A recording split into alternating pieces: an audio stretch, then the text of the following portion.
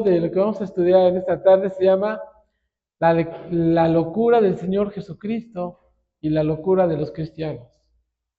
La locura del Señor Jesucristo y la locura de los cristianos. Y hermano, yo quiero hacerle una pregunta a modo de introducción. ¿Alguna vez usted ha dicho o ha hecho algo de lo cual las demás personas le han dicho estás loco? Hasta para compartir el evangelio hay gente que dice estás loco.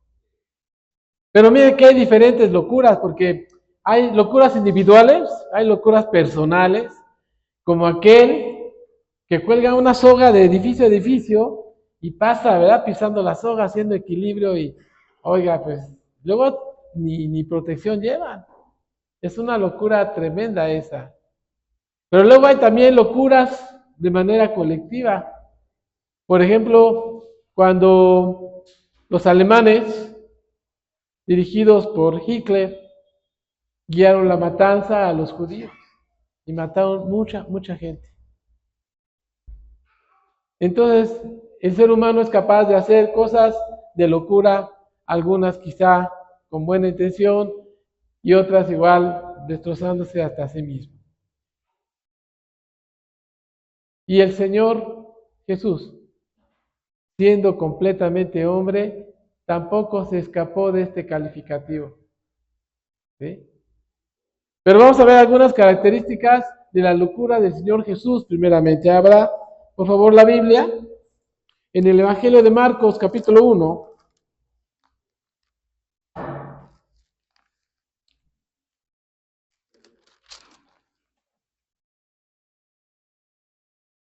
Y vamos a leer del capítulo 1, los versículos 25 y 26.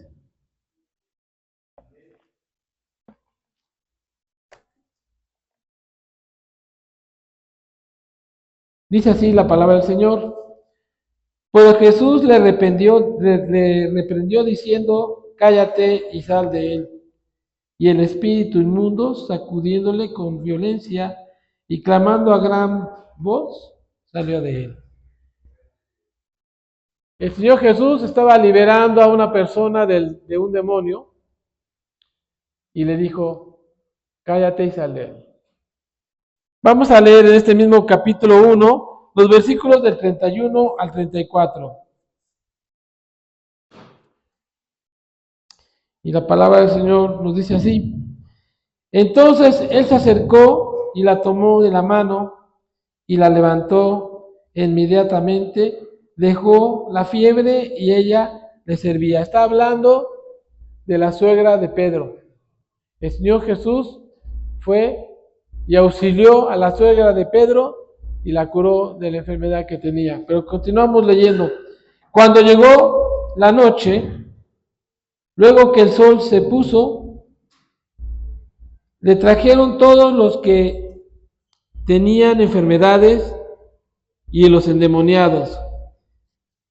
Y toda la ciudad se agolpó a la puerta y sanó a muchos que estaban enfermos de diversas enfermedades, y echó fuera muchos demonios, y no dejaba hablar a los demonios porque lo conocían. Entonces aquí nos muestran al Señor Jesús sacando demonios y curando enfermedades. ¿Sí? Vamos viendo esa parte de nuestro Señor. Vayamos ahora al capítulo 2 de Marcos y leamos, por favor, los versículos 3, 5 y 11. Versículos 3, 5 y 11 dice, entonces vinieron a él trayendo un paralítico que era cargado por 4. El 5, al ver Jesús la fe de ellos, le dijo al paralítico, hijo, tus pecados te son perdonados. Y luego el 11, a ti te digo, levántate, toma tu lecho y vete a tu casa. Este pasaje nos habla de aquel paralítico que lo llevaban unos amigos y lo bajaban por el techo. Y al verlo, Jesús le dijo, tus pecados son perdonados. Pero como siempre había gente los fariseos que le juzgaban mucho y decían, bueno, ¿quién es este para perdonar pecados? ¿Es porque no le pudo curar la parálisis? Y Jesús dice, pero para que vean que tengo el poder también, así de perdonar pecados como de curar enfermos, a ti te digo, toma tu lecho y vete a tu casa. ¿Sí? Vamos ahora al capítulo 3, hermanos. Capítulo 3 de Marcos. Y vamos a leer versículo 1 y versículo 5. Otra vez entró Jesús en la sinagoga y había ahí un hombre que tenía la mano seca. ¿Y el 5? Entonces mirándolo alrededor con enojo, entristecido por la dureza de su corazón, dijo al hombre, extiende tu mano. Y él extendió y la mano le fue restaurada sana. Aquí en el capítulo 3 vemos a Jesús, que ha curado a un hombre que tenía la mano seca. Y lo curó. Entonces tenemos a un Señor Jesús que saca demonios, que cura enfermos, que cura la lepra, que cura la mano seca y que hace cosas maravillosas. Y entonces la gente lo seguía porque sabía que él curaba a muchos, como lo leímos. ¿Sí? Pero también el Señor Jesús conoció gente que tenía el corazón muy duro y los veía con enojo y con tristeza por la dureza de su corazón. ¿Sí? Pasamos, hermanos, del capítulo 3, versículos 20 y 21. Y es aquí donde nos vamos a enfocar en la locura de nuestro Señor Jesucristo. Capítulo 3, versículos 20 y 21. Y dice así, y se agolpó de nuevo la gente, de modo que ellos ni aún podían comer pan. Cuando lo oyeron los suyos, vinieron para prenderle, porque decían, está fuera de sí, o sea, está loco. Tanto se agolpaba la gente que no les daba ni tiempo de comer ni a él, ni a sus, bueno, ya tenía sus apóstoles, y ni a sus discípulos. Pero su familia se avergonzaba de él. Porque dice, vinieron los suyos. ¿Quiénes eran los suyos? Por la parte de los de su familia. Y le dijeron, vamos a prenderle, vamos a agarrarlo y nos lo vamos a llevar. Porque está fuera de sí. No está cuerdo, está loco. Fíjense bien. Su propia familia. Los primeros que deberían de haber creído en él por todas las evidencias que él estaba dando, eran los primeros que los hacían hablar.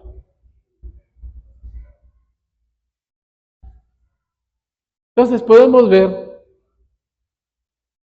no solamente en estos pasajes, sino en otros que vamos a leer, cómo Jesús venía a mostrar para el hombre de aquel entonces y para el hombre de aún ahora en nuestra época, que es una locura ver a nuestro Señor Jesucristo.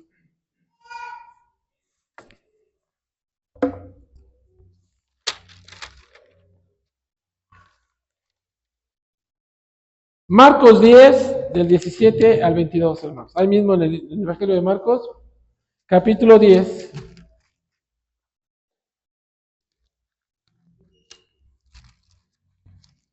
Del versículo 17 al 22.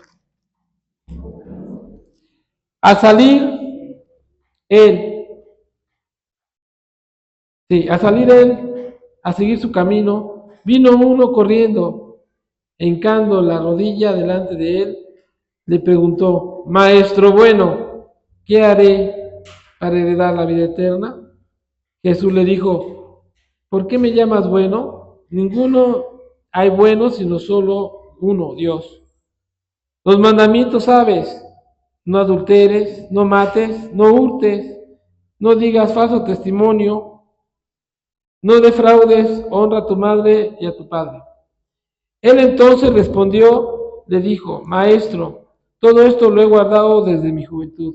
Entonces Jesús mirándole, le amó y le dijo, una cosa te falta, anda, vende todo lo que tienes y dalo a los pobres y tendrás tesoros en el cielo y ven y sígueme tomando tu cruz. Y en el 22 leemos lo siguiente, pero él, afligido por esta palabra, se fue triste porque tenía muchas posesiones.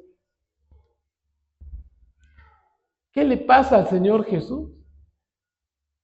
¿Cómo es posible que pida que lo que tengamos lo repartamos con los que no tienen, con los que no tienen nada? Es una locura. A lo mejor el que menos tiene, pues le duele menos, pero el que tiene mucho le duele más. Yo no quiero seguir a un hombre que me quita la comodidad que a mí me ha costado. Esa es una locura. Yo no quiero a alguien así. Mateo 5:3, hermanos. Vamos a la palabra, Mateo 5:3.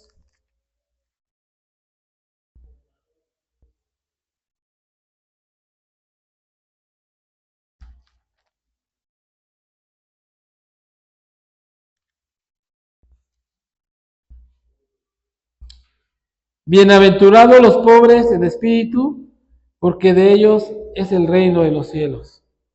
Imagínense, hermano, que está Jesús ante la multitud de gente necesitada,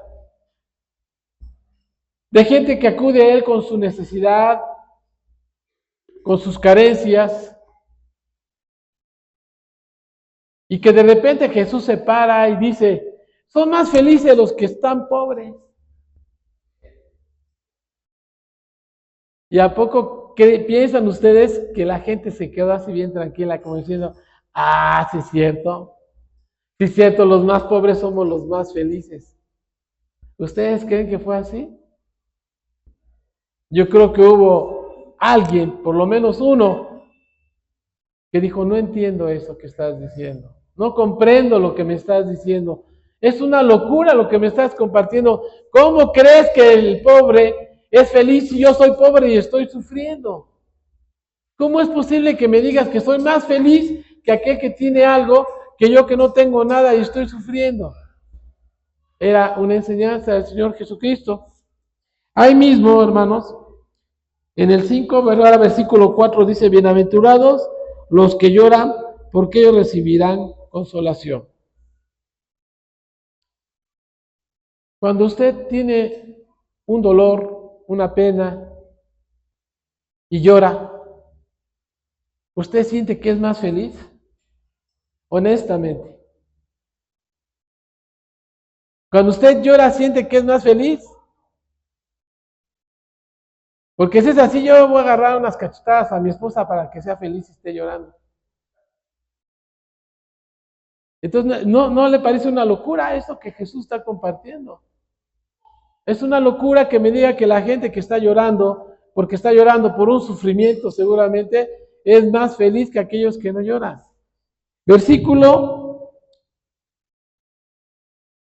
38 y 39, hermanos, del capítulo 5. 38 y 39.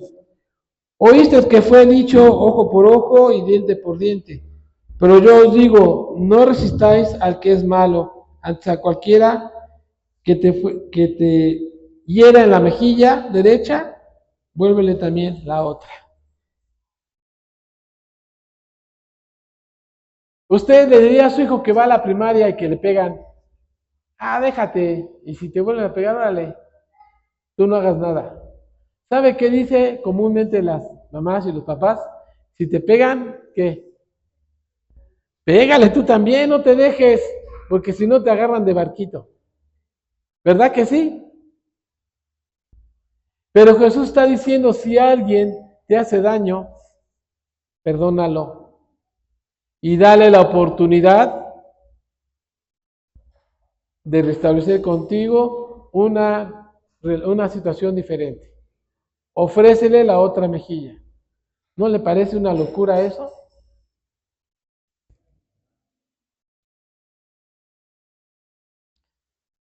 Por favor, vayamos a Lucas 4:16. Lucas 4:16. Si alguien me gana, por favor, le pido que me auxilie.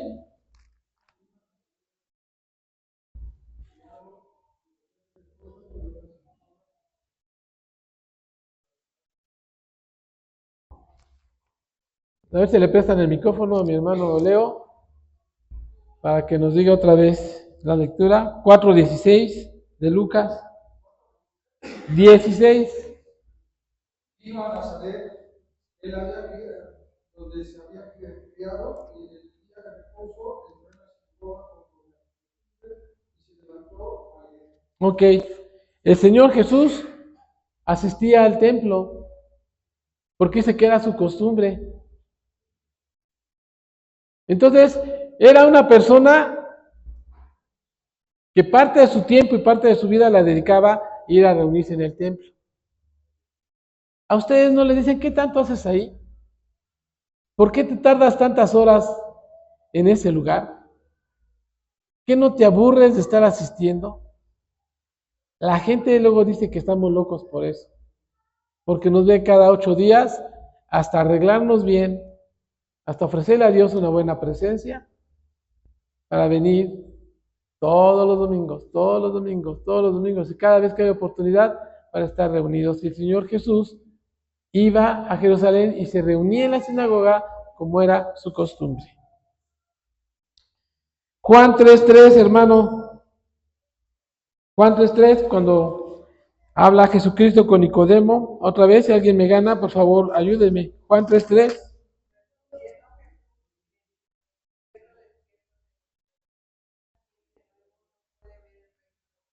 Ok. No es una locura esa. Usted ya nació, está aquí. Y Nicodemo, pues preguntó realmente con su humanidad, porque no entendía, ¿cómo quieres que vuelva a nacer si ya nací? ¿A qué te estás refiriendo? Lo que me estás diciendo es una locura. Es algo que no es razonable. ¿Cómo voy a volver a nacer si ya nací?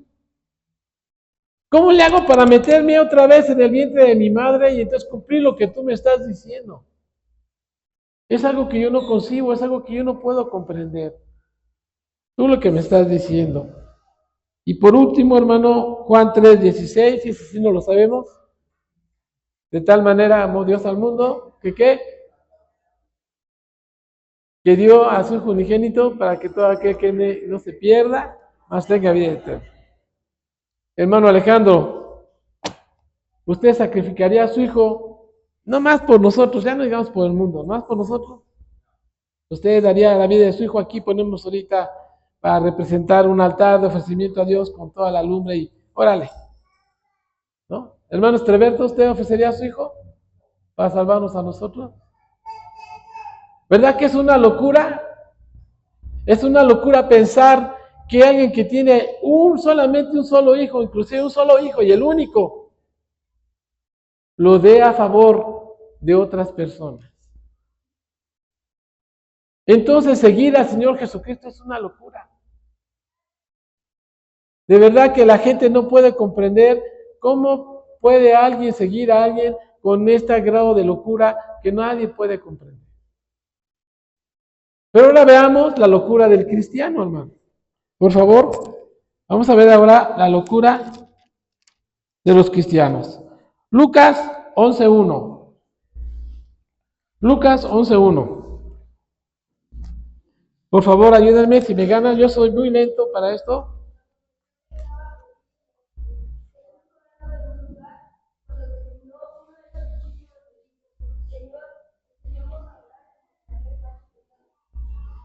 Muchas gracias. A ver, entonces, Jesús estaba orando. ¿A quién le estaba orando? ¿Cómo saben que al Padre? ¿Y ustedes veían que era el Padre?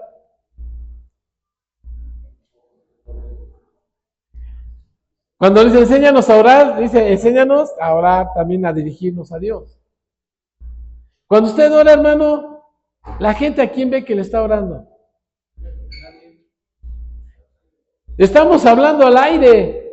Cuando usted está orando, le está hablando al aire, a la vista de todos los demás. ¿Por qué no ve una imagen a quién dirigir la oración? ¿Por qué no ve un objeto a dónde dirigir la oración? Entonces estamos locos. Estamos locos porque estamos hablando a nada. El cristiano está loco porque está hablando algo que no se ve. ¿Sí? Por favor, hermanos, ahora vayamos a Hechos 14, 19 y 20, al 21. Hechos 19. 14, Hechos 14, perdón, del 19 al 21.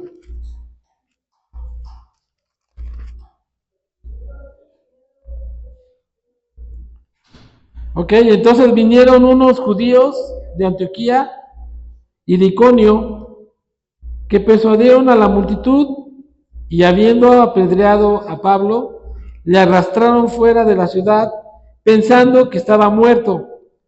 Pero rodeándole los discípulos le levantaron y entró en la ciudad y al día siguiente salió con Bernabé para Derbe. Y después de anunciar el evangelio a aquella ciudad y de hacer muchos discípulos, vinieron a Listra, a Iconio y Antioquía. Pablo estaba compartiendo el evangelio en estas ciudades y no fue buen recibido. Lo maltrataron, lo golpearon a modo de tal que él se desvaneció y murió. En realidad dice que lo vieron como muerto, yo digo que sí murió, pero por la gracia del Señor le dio vida. ¿Y qué hizo? No, ya no le sigo. Pues sí, fíjate, me matan. Por andar compartiendo el evangelio me matan. No, yo ya no le sigo, ya mejor me voy otra vez a Tarso y ahí me encierro en mi casa y ya le digo adiós, hermanos, yo no quiero saber nada de la Biblia ni del Señor porque me va muy mal. Ya hice lo que tenía que hacer, ya hasta me mataron, ya hasta ahí llegué. Eso hizo Pablo. La locura de un cristiano es que sigue y persiste hasta el grado de ser maltratado, apedreado y muerto. Hermano, usted sale a dejar un folleto, le cierran la puerta y ya no quiere volver a salir. A usted le rechazan el folleto en la calle y ya no quiere salir. ¿Qué sucede? ¿Qué sucede con la locura de un cristiano? Hechos 17:11. Hechos 17:11.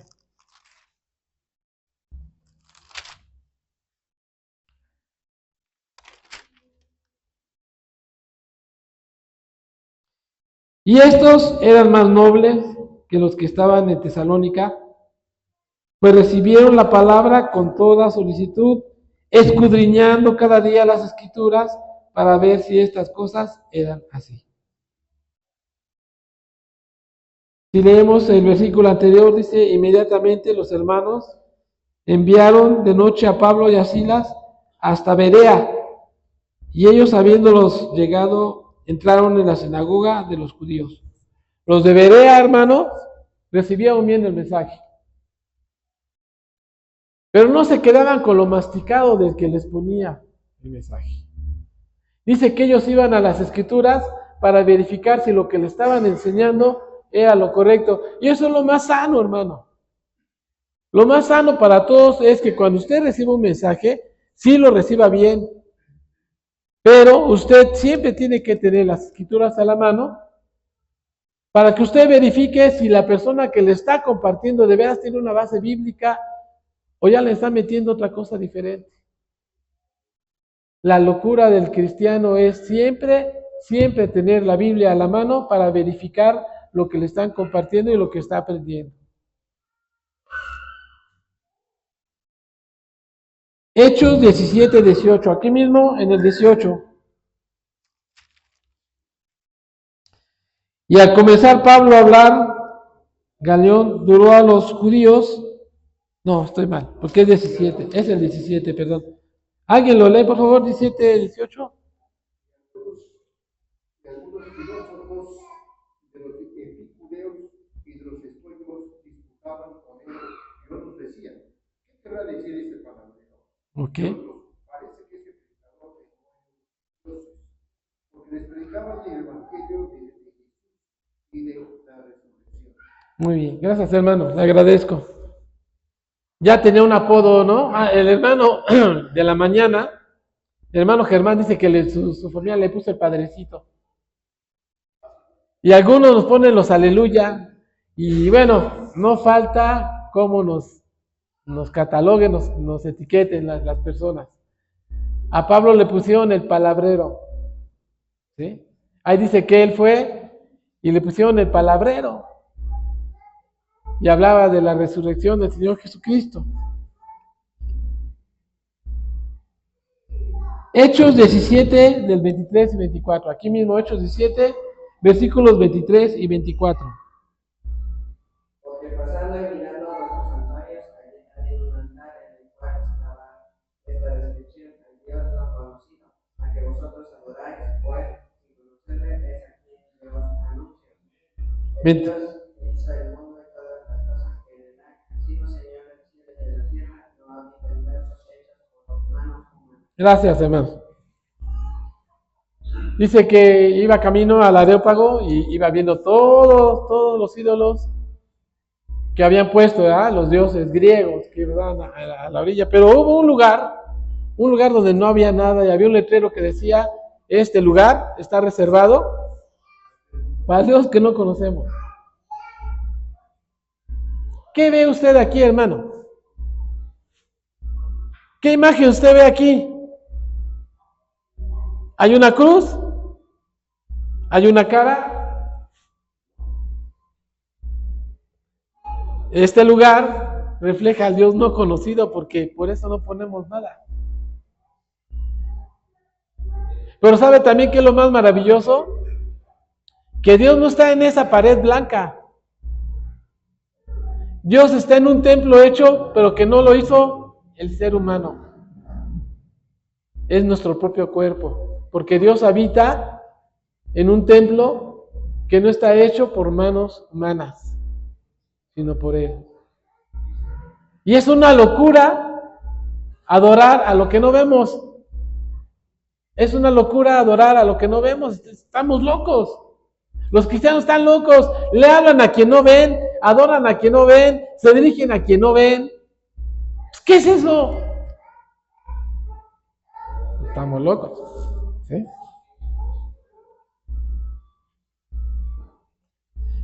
Hechos 17, 31 y 32. Ahí mismo en el 17, ahora 31 y 32, hermanos. Ya vamos a acabar. 31 y 32.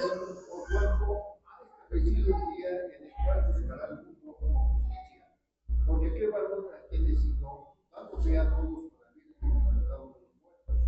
Pero cuando vieron lo de la resurrección de los muertos, unos se burlaban y otros decían, yo te oiré, ya te oiremos acerca de esto otra vez. Gracias, hermano Astroberto. Entonces, fíjense, Pablo está hablando de la resurrección de los muertos y están diciendo, ya, de verdad, ya llegaste al límite de la locura. Ya, no puedes decir una tontería más grande. Ya, te oiremos en otro. Deja descansar de las tonterías que estás diciendo y en otra ocasión igual te presta atención. Ahorita ya párale ahí. Porque me estás hablando de algo que no existe. La resurrección de los muertos no existe. ¿Quién ha visto a un muerto que se ha levantado? Yo no sé qué hay en el otro lado de la otra vida, porque, pues, ¿quién ha regresado de la muerte para decirme qué es lo que hay? Entonces, ¿cómo quieres que yo te crea si nunca he visto a alguien que resucite? No me hables de eso, es una locura. Sin embargo, en mi participación pasada dijimos que la resurrección es la base de nuestra fe. La resurrección del Señor Jesucristo, que Él sí regresó. es la base de nuestra fe. Y es la garantía de que nosotros resucitaremos también algún día. Ok. ¿Por qué sucede esto, hermanos? ¿Por qué piensa la gente que estamos locos? ¿Por qué piensa la gente que no necesita creer en Jesús? Porque es algo que no tiene una base razonable. ¿Por qué usted sí está aquí y los demás no están? ¿Por qué la gente que está ahorita en bailes, en fiestas, en compras, en un espectáculo de televisión, por qué ellos están allá y no están aquí con nosotros? ¿Usted sabe por qué? ¿Por qué no tienen la locura que nosotros tenemos? La respuesta nos la da el Señor. Por favor, 1 Corintios 2:14. 1 Corintios 2:14, y alguien que lo lea claro y fuerte. 1 Corintios 2:14, fuerte y claro.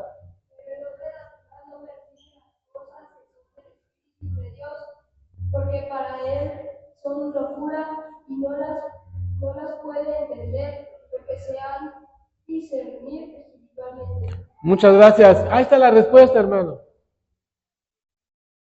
Porque el hombre natural no percibe las cosas del Espíritu de Dios, porque para él es ¿qué? Es locura.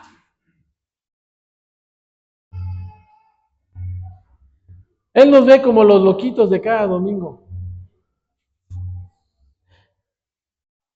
Porque no alcanza a entender por qué hacemos cosas que él no comprende. Porque las cosas espirituales hay que discernirlas ¿cómo? Espiritualmente.